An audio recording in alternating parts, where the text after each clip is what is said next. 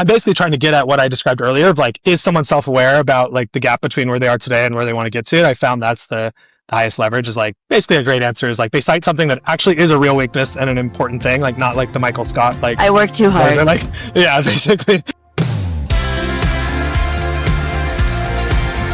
What would happen if we just told the truth? Welcome to Truth Works, where we dig into the nitty-gritty of leadership and work. And what needs to change? I'm Jessica Neal. And I'm Patty McCord. Our journey together started in HR, but trust us, it's evolved into something wild, honest, and well, a bit rebellious. So throw out the handbook. We're here to redefine rules to work for us, not against us. Let's dive into another episode.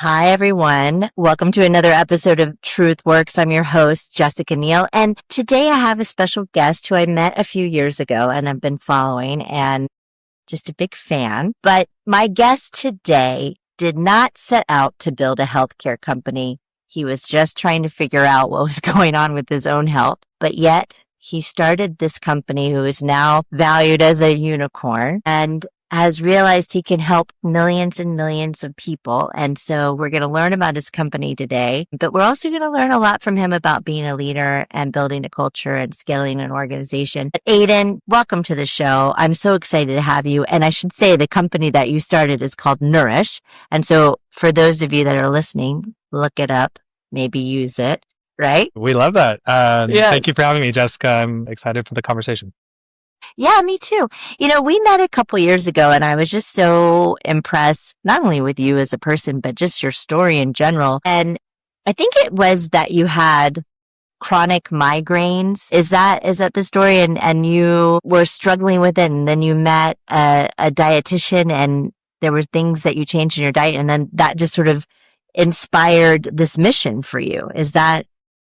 Well, you tell the story. I don't want to tell it for you. Yeah, no, that's exactly right. Got interested in this world originally as a patient. I had suffered from the migraines you talked about, and at my lowest point, I was having painful migraines almost every day. And so, as you can imagine, was trying everything I could to solve it, from specialists to tests, to even a procedure, and nothing worked. And I had spent a lot of, time and dollars and trying to solve it until I got, referred to a registered dietitian, did what's called an elimination diet. And after just a few months of working with her, had identified a bunch of different triggers in my diet, removed those, got that under control. And, after having that experience, really became passionate about this world of food as medicine.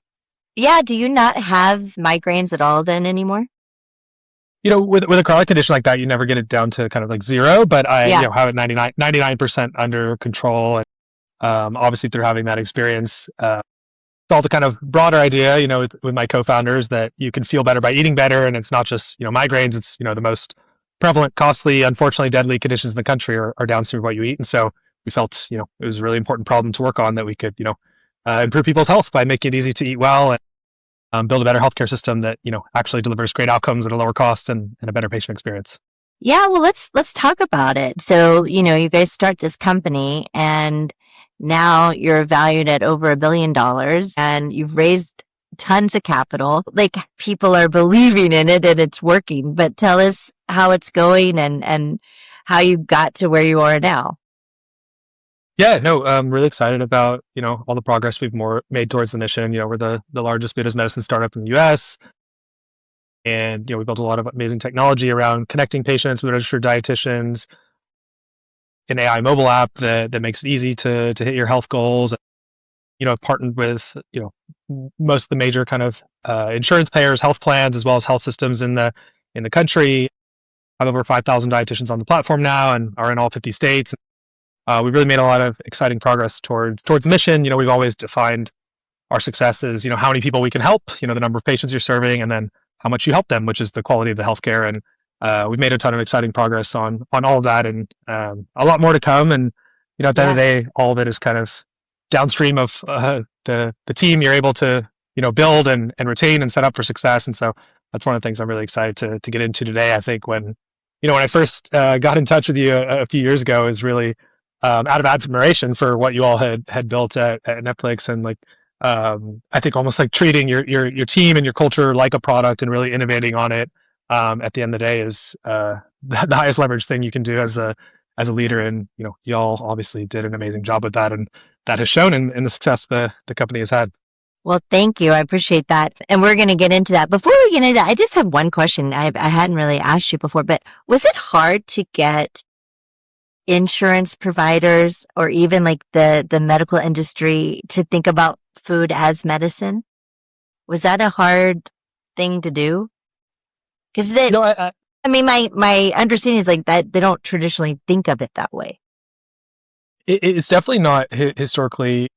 It was not the priority. I think, if you think about how the current system was mostly built, was in treating things kind of like, downstream in somewhat of a reacted way, whether it's a specialist, a test, a medication, or a procedure.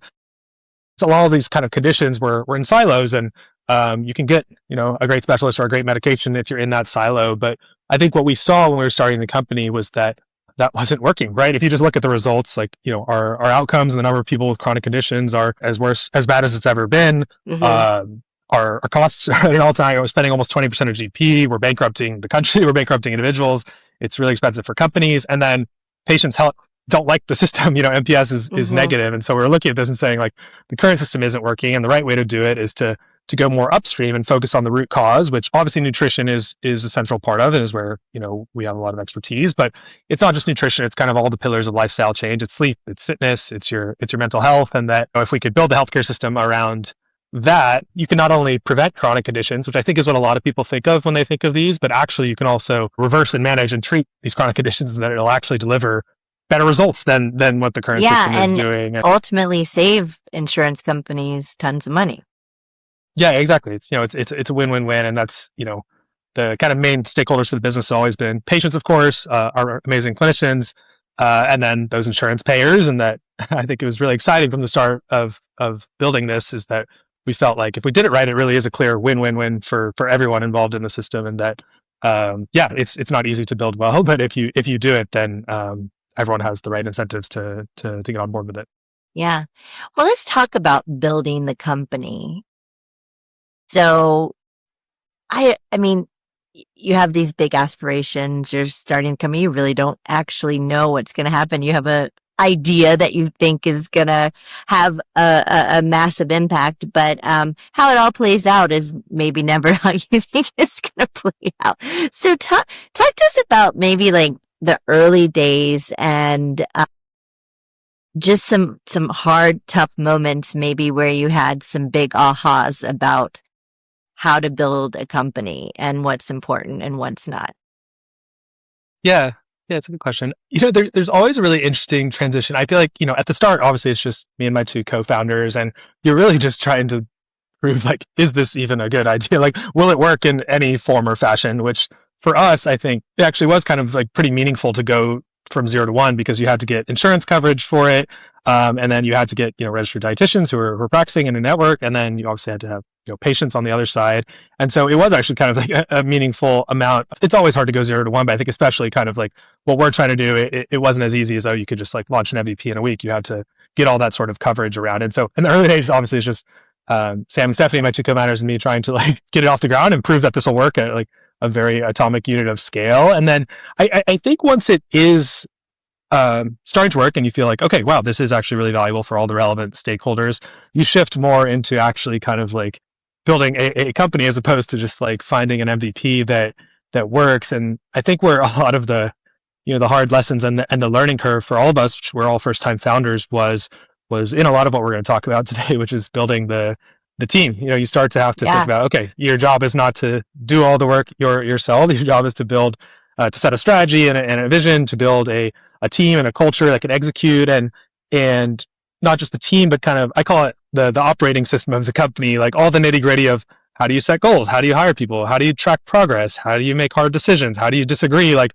all these things become very, very important. I have like a very vivid memory, and my co-founders will remember this too. We were probably like 6 months into the business, and at that time, I think the team was maybe 10 folks, and we were still running the company where essentially everyone was kind of hopping on a Zoom call and just talking about everything. And I have a very vivid memory of where we were just in this meeting and we all realized, like, this was not the right way to run the company, and it kind of was a bit all over the place. And so I actually kind of like, after that, I worked with my two co-founders and sat down and wrote a document called How We Work. That was basically just like laying out all the things I just talked about. That was all the kind of stuff that sounds maybe, boring, but everything from how you make a decision to how you track progress to how you set goals to how you disagree. And I think we found after that there was kind of a step change in the speed and quality of which we were able to execute. And we've tried to really carry that through to even, as we've reached this scale and have a much larger team where we almost treat like the operating of the system, like I said earlier, like a product. And when you're growing as quickly as we have and, tripling year over year, essentially for the last few years, you almost have to like re-underwrite that system every 3 months because it gets out of date quite quickly. And what worked to onboard 2 people at a time does not work when you onboard 20 people at a time. And obviously, at several orders of magnitude above that, how it changes. And so that's been a really interesting challenge kind of as we scaled. And the role changes even more over time where, more and more of your time just becomes on almost like, I kind of think about it. Obviously, we don't build hardware, but how like if you're building hardware, there's like, you can work on the widget, whatever the product you're producing is, or you can work on almost like the supply chain and the factory and like, build the machine that builds the machine. And I think an increasing part of the role becomes like that latter piece of building that machine. And I find it really like exciting and motivating work, but it is hard, especially when the company's growing really quickly. It is incredibly hard. And I think this is like, and I both believe this, but, I talk about it as like an operating model or an operating system all the time. And it is a product, right? That you have to keep innovating on, right? It's, and I think a lot of companies maybe get to that point that you had where it's like, okay, now we kind of need to like manage things differently. We need to grow up a little bit. We can't just be the Wild West. And then they maybe do the exercise that you did, but then they don't live it. They don't actually end up doing it. And then it never is a thing. And it's still, you're still just doing all the things that you were doing before. Did you find that challenging in terms of how to get everybody to do it? I think it is different for, a lot of the early team. I think we didn't know anything else, so we got used to it. But I do think it's different for a lot of folks who join the team, and we do things in kind of a unique way, and that takes adjusting to and learning from. Just because, like, I think it gets tempting as you're scaling really quickly to reach for just like best practices and say like, okay, how did other companies do it? Either I can read an article about it or I can talk to someone who done it, and then I just want to kind of like copy and paste that onto my company and then I can go work on like what I actually want to work on, which is, but like what we found is that like obviously you should learn from all the best companies, and we really do study them, especially and including obviously what you build. But I think you have to make it your own, and similar to building a product, to extend that analogy we talked about, like you don't just copy what another company built in their product and then hope it works with yours. No, you ship something, you talk to your users, you iterate. It's kind of like an ongoing project. You make it your own, you make it unique to whatever your vision and your conviction is. And so we just try to treat, our team and our culture and our operating system like that as well. Something you're constantly tweaking and refining. And you can talk to your users, like you can go, and we constantly do, to the team and say like, hey, what do you think of all hands? Like send out a survey, talk to what was it useful? Was it not useful? Or has that changed since 6 months ago? Like what do you want to get out of this? And so on, all the little things, onboarding, training, performance management. And I think all those things really do add up over time into something pretty like unique and differentiated that, like I said, like if you think about what the most important things are in the company are, we often as a leadership team are often thinking about in our, strategic planning, like what are the biggest opportunities that if we do them well, that will change the trajectory of the company? And then what are the biggest risks that if we, don't avoid them, it will, take the company in the wrong direction. It goes to the top of the list is just our team and our culture and our people. Is like, it's simultaneously the biggest risk if you get it wrong, simultaneously the biggest opportunity if you get it right. And so you have to just, treat it like something that, like product or go to market, like we talked about there, where it's as rigorous in terms of your metrics that you track, as strategic in terms of how you think about it as anything else. You also build out the team with like the most, you want to put your best people on that sort of thing, as opposed to, I think a lot of companies often, it's more of an afterthought. So they don't necessarily like think about it how they would product or go to market or whatever it is that they do think they're really good at. But if you do believe it's the most important thing, like I do, then it should be the best thing in the company that you're the most proud of, as opposed to maybe like an afterthought. Yeah, no, exactly. And I think one of the things I was thinking about as you were talking is that it is kind of an afterthought, right? For a lot of founders and a lot of leaders. I think, again, there's no one that doesn't think these things are important, right? You ask them and they're like, oh yeah, like this is really important. But I think doing the work around it is really the hardest part, right? Like, it is easy to copy and paste. Okay, well, now we have a way of working and we're going to do it like Facebook did. But I think, the companies that succeed in this the most, and then I also think end up having the most successful businesses are the ones that put equal work around this operating system and people thing and the business, right?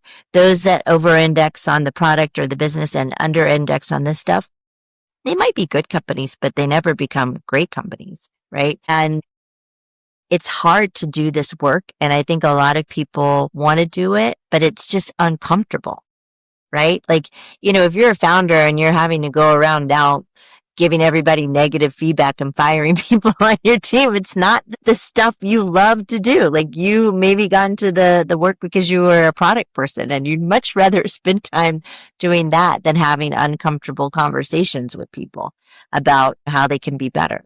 So do you think it's like the work is avoided because it's not in people's wheelhouse, or it is uncomfortable? And if so, like, how did you get comfortable around doing it? Yeah, it's an interesting question. I think to your point, like, a lot of companies do understand that people and talent are important. I think it's just maybe a gap in like understanding of what it looks like to be great at it, and instead, like, similar to what I was talking about earlier, you would never just with your product or your go to market copy paste something and expect that you're going to be excellent. I think people just don't connect fully the dots because it's people, it's messy, it's like not as easy as something that you can measure on like a spreadsheet, like how your sales team is doing or how your product's performing. It's one of those things. It's like, yeah, a little bit messier. You can measure your employee NPS, you can measure your employee retention, you can measure like where your new team members are coming from and how your funnel is performing, but I think it's a little bit less intuitive. And so you almost have to kind of like forge a lot of that like specific to your company, which is like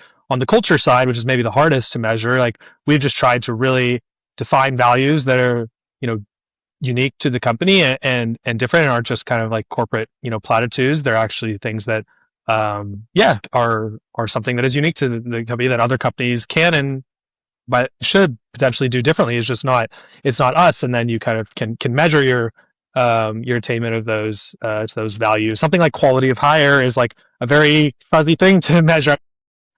We started to do this, like you can measure kind of what the manager says after 30, 60, 90 days, 180, 360, but like it's still going to be fuzzy. And so I think a lot of it honestly like has just a bit of a taste element to it, like people who build great product, which is like you actually just have to have your kind of own intuition or conviction around the type of company that you want to build, the type of company that you want to work at yourselves. Like, I think that's actually like a pretty good North Star for my co-founders and I, which is just like, we wanted to build the culture of a company that we wanted to work at. And so like, we're like a user of the product. And yeah, I think it's just kind of like a hard thing to do and requires a lot of work. And it's also hard, like it's hard to have hard conversations with people. It's like, I find it draining too. Like, I think everyone does. It really is. You're not looking forward to that meeting on your calendar. That's the hard conversation. But at the end of the day, if you think about like what's highest leverage, for you as a leader, like it usually is those things. Like, I constantly try to ask myself, like, what are the things that like only I can do that will move the company forward the most? And it's usually either like, it's often bringing on a new great person to the team or having hard conversations with existing people on the team. That's not always offboarding, although obviously that's a subset of it. It's often just like shifting people's role or giving feedback and helping them improve or org design questions or whatnot. And yeah, I think it's just like hard, draining work. And so it's easy to kind of avoid it. Yeah, I see many that do. Let's talk about, because you just mentioned this, let's talk about great people. Like, how did you, I see a lot of founders and just leaders in general that have to go through the journey of what maybe average is versus what great is, and that there's a big difference. And if you can saturate the company with great, just like that, as you were talking about, like, what's the most high leverage thing? I can hire somebody great, right? But did you always know the difference between good and great, or did you kind of have to learn that over time? Definitely had to learn it over time. I think it's a really hard thing. And when you talked about earlier about like humbling hard moments early on in the company, like I don't know the exact number, but we did not have an amazing hit rate on our first 10 to 15 hires. And like that is a very, humbling thing because obviously it's a big setback for the company when things don't work out. But it's also just like, personally, you feel a lot of responsibility of like someone was willing to take the leap and join your company and your mission, especially early on when things are less proven out. And like, if you know that like, a lot of it was on you, which it kind of inevitably is, especially at the early days, then yeah, you feel a lot of personal responsibility and it's hard. And so you kind of learn those lessons the hard way. And we always, if someone doesn't work out, like we have a philosophy of whoever the person that hired them is the one that has to offboard them. And I think that's like just a way of doing right by the person, but also kind of like closing that feedback loop. I think in terms of the other piece of your question of, what great looks like, I think we got pretty good in the first couple years, although it did take a couple years at the kind of more like values and cultural piece of it. Back to treating your thing like a product. Like we shipped like a set of values, and then we have kind of tweaked and iterated over time as the company grew. I think we started to get pretty clear about like what great looks like, and it's kind of built into our values. Being mission driven and really caring a lot about what you're working on. There's no substitute for that. Being a really resilient person because there are highs and lows in startups, and you have to kind of be excited by the highs and lows as opposed to demoralized. People who have kind of a low ego and don't take themselves too seriously, being really scrappy, being very logical and data driven, being hardworking, being good at prioritizing. But I think the one that we found that was the kind of secret sauce that we really, really look for over time is we have a value called cherishing feedback, which I think a lot of companies have something around this, and they think about just like the basics of giving and receiving feedback well. And I say basics, but it's not easy and it is really important. But I think the kind of more like macro skill that people who cherish feedback well have is a combination of setting a really high bar for themselves and the team. So they're kind of like setting what they want, and that is like a very ambitious goal. And then it's kind of this weird paradox where you have to be confident enough that you can hit that hard goal, but you also have to be self-aware about the gap between where you are today as an individual, as a team, as a company, between that and that goal. And you have to be like the right amount of confident, but also say, I know I'm good, but I know I'm good so I can hit a hard goal, but I also know I have a lot of levels to get up to hit that goal. And then the final piece of the puzzle, which sounds obvious, but I think the best people do well, is they very deliberately try to close that gap. Like rather than just like every 6 months they have a performance conversation and they're like, hey, I should improve at that. They actually just take whatever comes out of your performance conversations and they really tighten the feedback loop, which is like, okay, in the next week, I'm literally going to try to improve at this, whatever it looks like. I'm going to talk to my manager. I'm going to talk to a mentor. I'm going to read a book. I'm going to listen to a podcast. And then I'm going to come back in a week and I'm going to come to you as my manager and say, hey, did you notice that I tried to do X, Y, and Z to work on that? Like, does that sound like what you were looking for? And like the people who do that and consistently turn their weaknesses into strengths over and over. And then as a manager, when you have to write their next performance view, you look and you're kind of like, I got to come up with like a bunch of new things because they actually turn those things into strengths. Like those are the people that I think grow so quickly. And in a high growth company, almost definitionally, like you need people who are growing quicker than the company is to stay ahead of things, or else you're just constantly having to fill people from the outside, which is hard. And that's kind of the one. And I've kind of iterated on a set of interview questions to kind of get at that. But I think if you have that, it's a little bit of like it's kind of a cheat code where like, it's like when the genie gives you 3 wishes and you like wish for 1,000 more wishes, like that's kind of how I think about that one. Like if I can wish that like a person knows how to turn weaknesses into strengths and improve themselves quickly, like kind of everything else takes care of itself. Yeah, no, but I mean, you're talking about something that we talk about on this show all the time. 2 things. One, I think the main standout with people who are great is that they, number one, are self-aware, right? And then the other aspect, number 2, is that they're learners. They want to learn. They want to be better. They have that internal drive to become better, right? And they're doing you don't have to tell them to do it. They're doing it, right? Because they just, I don't know whether it's they care, right? Or they're competitive or they're just type A. Like, I don't know what it is, but there is that internal drive and the humbleness to be like, okay, I'm not great at that. That's okay. I want to be great at it, so I'm going to go do it. But the people who don't approach it that way, in my experience, end up, getting weeded out at some point. Yeah, it's, a lot of what you said is something we talk, like we call it like agency essentially, which is just like, it's kind of, a little bit hard to put exact definition on, but it's essentially, I think about it as like an internal locus of control that is like, I as a person or we as a team, we happen to the world, like the world does not happen to us. And that when something happens to you or a challenge comes up or you had a bad beat or whatnot, which inevitably it does, of course, that's kind of like an energizing thing of like, awesome, like now I've learned and now like I will do X, Y, Z differently this time. As opposed to like, if you let the world happen to you, like there's always a reason you can't get something. Oh, that person on that other team doesn't understand what I'm doing. They're not prioritizing my work, or like that customer just doesn't get it and they don't understand that they should be buying this product. Like that's a very different mindset than like, maybe that cross-functional person isn't prioritizing correctly, then go convince them to prioritize it correctly. Or like, oh, I'm under-resourced, like go make the case for why you need more resources and build out an amazing team under yourself. Or that customer just doesn't get it, or it's the wrong stakeholder, like, okay, go like get to the right stakeholder and make them get it. It's just like, it's kind of a different mindset that it's really hard to coach. I found, maybe you have tips on how to coach people and help them improve that, but I've found that's a hard one to coach. And so what it means is we just really try to like find it when we interview, because if there are things that you can coach or train people on, like it's a little bit less high stakes in the interview process because you're confident you can get them up to speed. But that's one that I've found is hard. It's just kind of a different mindset.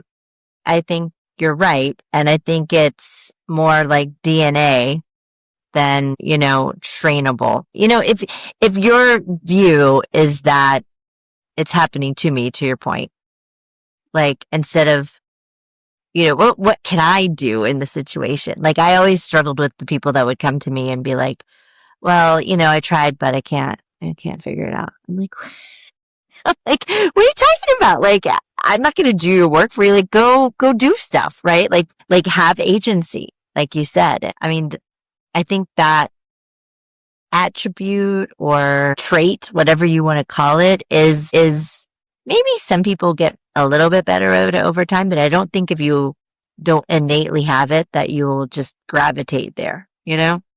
There's like something, and we meet these people and now you've met them and there's a different spark that these great people have than the other ones. And I will also say that depending on the company, what's not a spark at your company could absolutely be a spark at a different company. Like I think about a lot of folks that we hired who were really successful at Apple, for example, but then would come to Netflix and be terrible, right?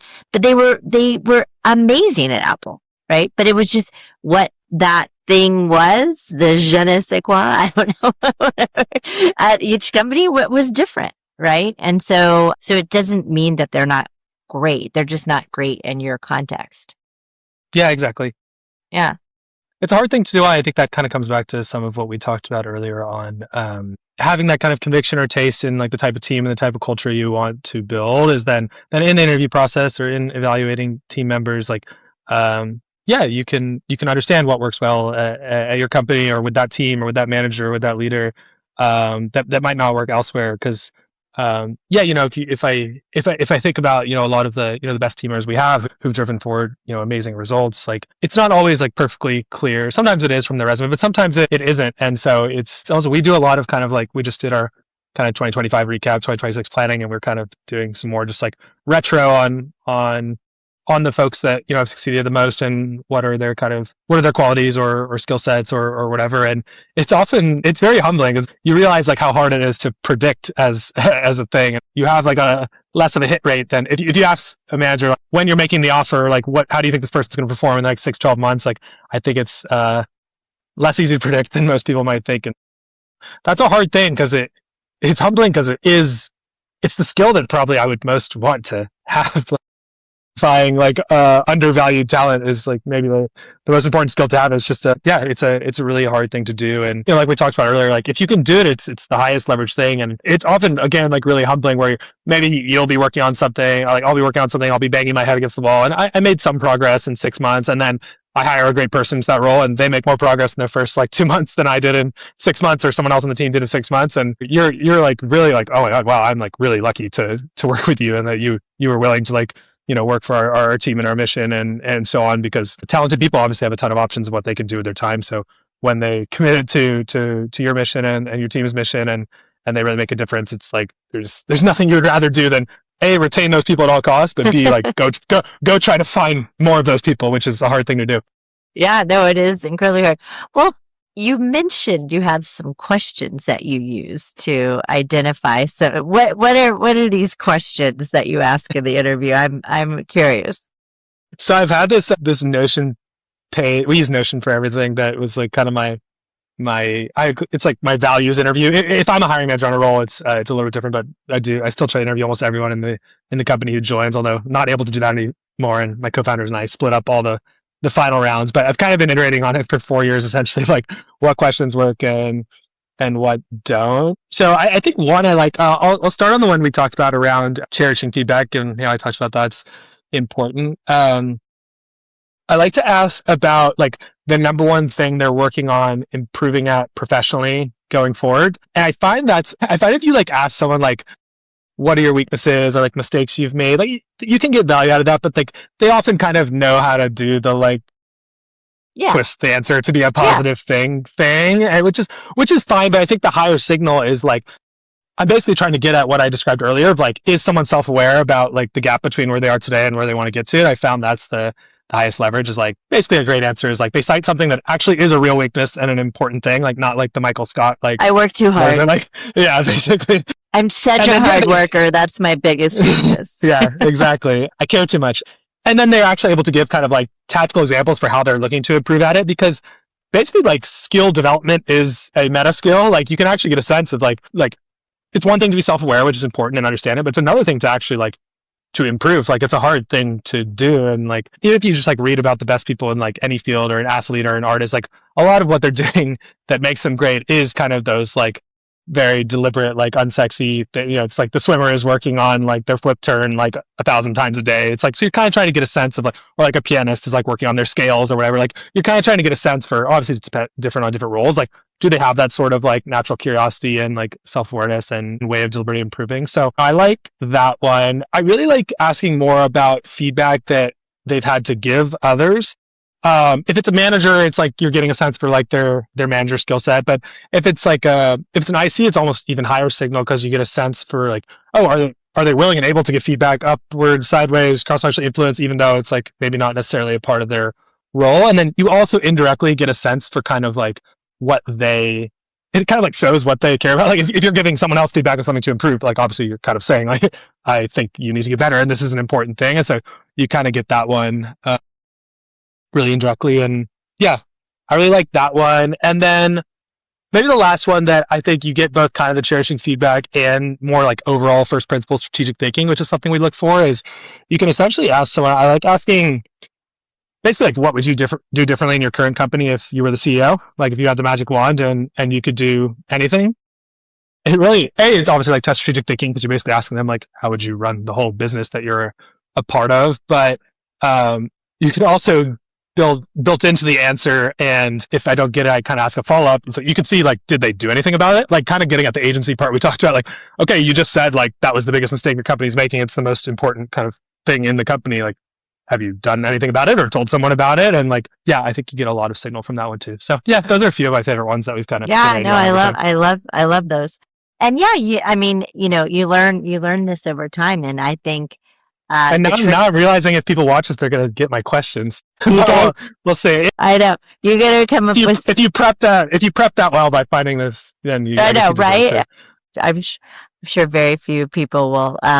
We have a big community that listens, but you never know. Somebody may be interviewing, like, I got your questions, Aidan. But I think the trick with interviewing, and this is what I was trying to coach people on, is that you kind of are like a detective, right? Like, and I think a lot of times people ask these questions and then they're okay with like the surface level, like, answer, right? But they're not like pulling in on the clues and like digging. Well, why? Tell me more about that. Why did you make that decision? And who did you make the decision with? And what were the circumstances? And you just kind of keep digging. And so there's no right or wrong question to ask, but I think you have to like keep going as far as you can go so that you do understand how they're thinking, and not just strategically, but emotionally. And, there's so much, but you never know. Even if you do all those things, it's always a bet. AI has not figured out this hiring thing yet. Yeah.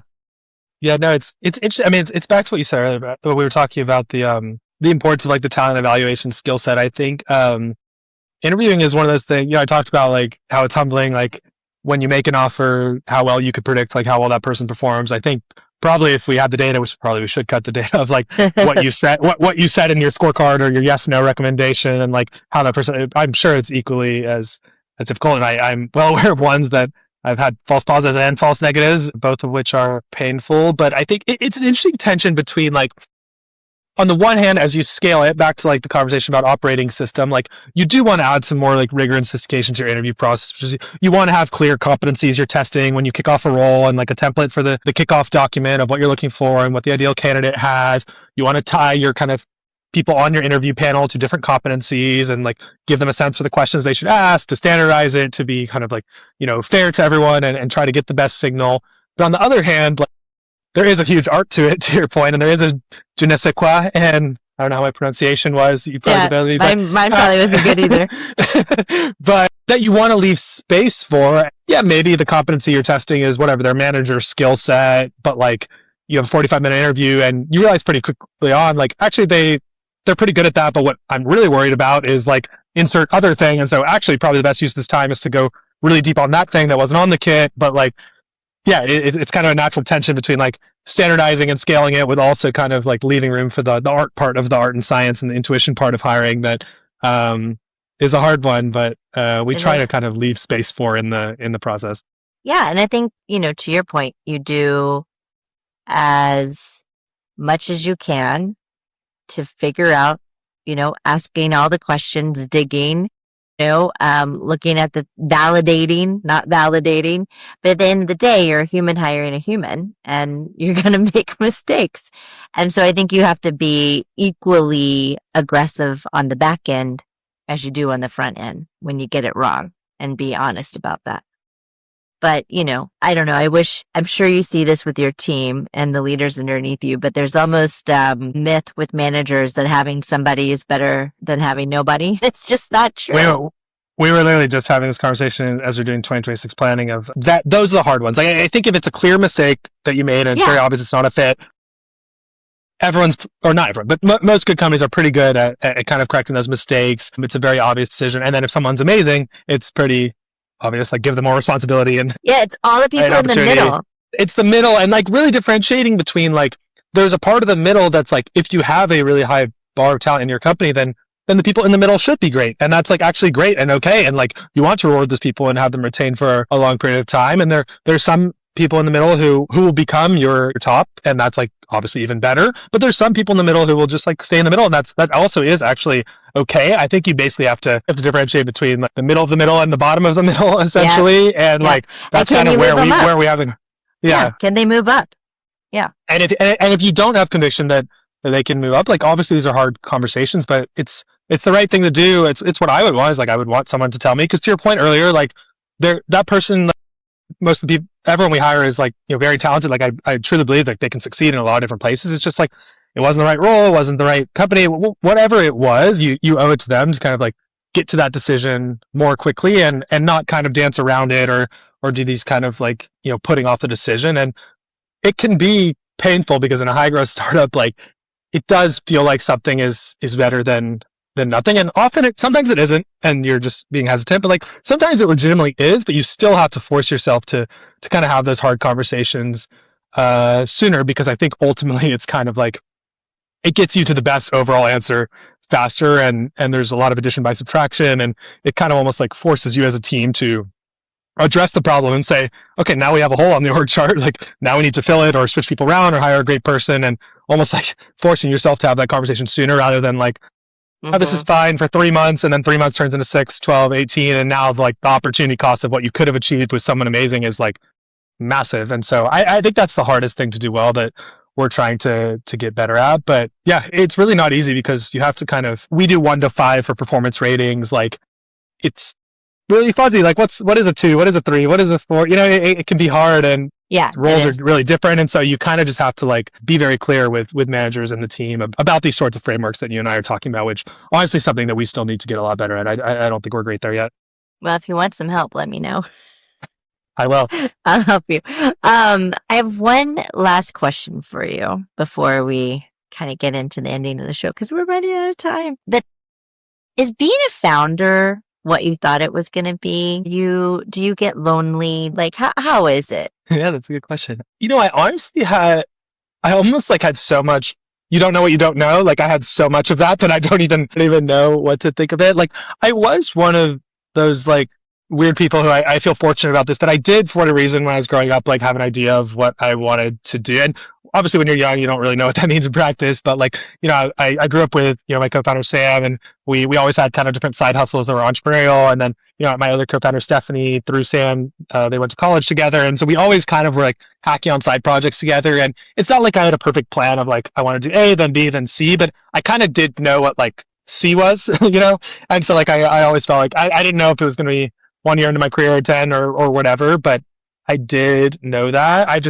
really didn't know what I didn't know. Like it's, I think everyone always says this, but it is true. Like it's much, much harder than you think it's going to be. And that's kind of like a healthy thing because it causes you to be willing to do this. I'm sure I'll feel the same way in like 3, 5, 10 years. And I think the part that I didn't fully appreciate to your question is, there's obviously a lot of hard kind of like tactical things and skills you have to learn, but at least I found for me personally, like the hard thing is kind of like managing your own psychology. Like the highs are high, the lows are low, and if you're not careful, I found that has gotten to me at times, and whatever you want to call it, like stress management or like whatever it is. Like I think it is a really important skill that honestly I really struggled with for a while. I would just kind of like let it get to me, and I think I've gotten better at that, but I still have a lot of room to improve. Funny enough, it's very ironic for obviously the problem we're working on in our mission is I found the highest leverage thing is actually just taking care of my health, my nutrition, my sleep, my fitness, meditation and mental health and so on. And again, ironically, at times I have like let those things slip while working on the healthcare company and the mission that is that. But I think I always just try to, when I'm feeling that, kind of like return to the basics and really focus on those things. And I often find like, taking care of those things for a few days often like makes all your problems seem easier. Especially as the company scales, like often what you're doing is just, you're trying to like make, a handful of important decisions well, you're trying to attract and retain, the best people, and you're trying to like, lead people in both the kind of like tactical, but also the subtle things towards like your mission and vision. I find that if you're not showing up like with your best self, mental health, your best physical health, like that's just a lot harder to do. And you're kind of shortchanging yourself. And so often back to like high leverage things that we talked about, like, those are the high leverage things. But honestly, it's hard, and it's like it's a constant thing. And I have a lot of, obviously there's many levels and orders of magnitude above of what we achieved and we hope to achieve. And I really respect the people who have achieved those things because I do realize how hard it is, and I know it only kind of like gets harder. And I think that's a lot of what we harder. Yeah. yeah, that's a lot of what we coach the team on, and leaders on our team too, is that one of our values is have that dog in you, which is like a fan favorite. And that's really what it's about. It's just kind of that resilience and running towards hard problems and kind of like, managing your own kind of psychology through challenges. It's important, but it is hard. It's been the part that I think like come to appreciate a lot more doing it. Yeah, no, thank you for sharing that. And I think, a lot of founders, I think, struggle with this. And because there is just an enormous amount of pressure, right? Like you have employees, you have investors, you have customers, and it's kind of all on you. There's nobody, you're lucky that you have some co-founders, right? But there's really nobody else that you can talk to about some of these things. And so I think it can get overwhelming and lonely. And I'm glad that you were taking care of yourself, because I think that's a lot, because if you're not going to show up to these things well. So I'm glad you're doing that, and you can use your product. Yeah. No, exactly. It is always helpful if you're, we talked about the culture as a product, and I'm a user of the product. I work at the company, and so I can learn from that and what I like. But the same obviously is awesome with our product itself, and so yeah, it's really exciting. And I think I also just try to return to like the parts that are the most exciting and rewarding, which is really our mission and like what we're achieving for patients, for dietitians, for the system, for our payer partners, health system partners. Like it is really motivating to see those. In Slack, we have patient success stories that come in, and it's really cool to see. Even if you have a really hard week, and even if you like see that you changed one person's life for the better, I really feel like it's all worth it. And then the second is what we've talked about, which is just the team. I think there's just like a really great kind of camaraderie of working with a really amazing group of people and on a really hard problem. I think there's this kind of like concept of imposter syndrome that like founders talk about, and it's like I don't really get it. I think in the way that people talk about, which is that like, I feel like my co-founders and I, like, we are the right people to kind of like lead this company and the mission, and we're very passionate about it. But I think when I feel like a corollary of it sometimes is actually in a very positive way, which is like I'm just surrounded by so many amazing people on the team day in and day out. Where like I'll look in, we'll be in whatever a meeting with 15 people, and I'll just look around and be like, wow, you guys are all like really, really good. And like, this is, really, really humbling to be a part of. And like many people who have like skill sets that are very different than mine, and they're much better at things than I am. And I really just like, wow, we really legitimately could not do this without you. And I'm just like, so thankful that this person is dedicating their time to this, because great people have so much like opportunities and options for what they can use their time on. But I think that kind of like compounds over time, whereas I think everyone in the company is like feeling that to some degree, where they just they really respect the people around them and care about the mission we're working on. And no matter the success of the company, obviously we have a lot of ambition and for what we want to do. Like I think that's just like worth it to show up day in and day out and work with those folks. I love it. Well, listen, we're at the end. So we always ask for our guests to give one piece of advice to the listeners. So what's the one piece of advice that you want to leave them with today? No, I think I want to give good advice. I think it kind of comes back to, if I had to choose something, like we talked about that idea of like agency and that concept and how valuable that is. There's like a Steve Jobs quote that I really like. That's essentially like, I think it's everything in the world around you that you call life was built by people that were no smarter than you, and you can change things, you can influence it, you can build things, and once you learn that, like it's really shapes your mindset. And I think that is kind of what agency is, which is like you can look at whatever you're passionate about, whatever you feel are the problems that need solving, both on like a macro level for the world, or like in your company, or it doesn't have to be business, your family, art, music, like whatever is your health, like whatever is important to you, like you actually can change that, and like you can influence that and shape that in the way that you want. And that like, yeah, a lot of what the world, when things change, it often is like a really small group of talented people or an individual or whatever it is that are changing that. And so I think sort of trying to kind of like foster that mindset and realizing just as you go about the world, whatever it is, that like you have more control and more influence than you think. And it'll be really hard, obviously very hard to do hard things, but it's not impossible. And that's kind of the highest leverage skill set kind of that you can develop. Love it. Love it. Okay. Will you join me in a career confession? Sure. Okay. It'll be easy, I promise. Okay. Depends what it is, I guess, but I already committed. Yeah, you're committed. No backing out. Okay. So here's a little context, and then we'll get the question. When a company grows fast, decisions that were simple early on can become heavier. More stakeholders, more structure, more process. So here's the question. How do you keep decisions human, fast, and clear? Especially in a clinical care at Nourish where people are the product. It's an interesting question.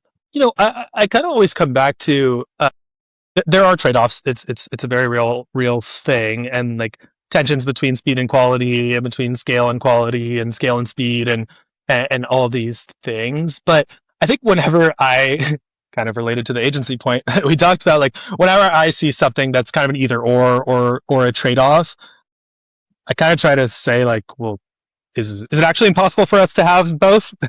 Like, is there actually any law of physics or anything that's preventing us from doing that? Not that it's not hard, but for example, the example you cited of like kind of the quality of the healthcare, yeah, it obviously gets harder with scale, but there also are advantages to scale. You have a lot more data, you have a really amazing team, you have more resourcing. And so what I often come back to related to the operating system conversation we talked about is, can we actually just build that into how we work and try to measure it and optimize it? And so if it's quality of healthcare, like it's obviously not, an easy thing to measure, but there are a lot of metrics you look at on someone's their metabolic indicators. If it's a more behavioral thing like a eating disorder or gut health, you can measure things. And so we really just try to kind of like build that into how we operate, and both like at the tactical level but also at the high level kind of like define more of kind of the vision of what we're trying to do. I mentioned is like to reach scale, to help a lot of people, but also to deliver great care, which is outcomes, and we can actually measure both.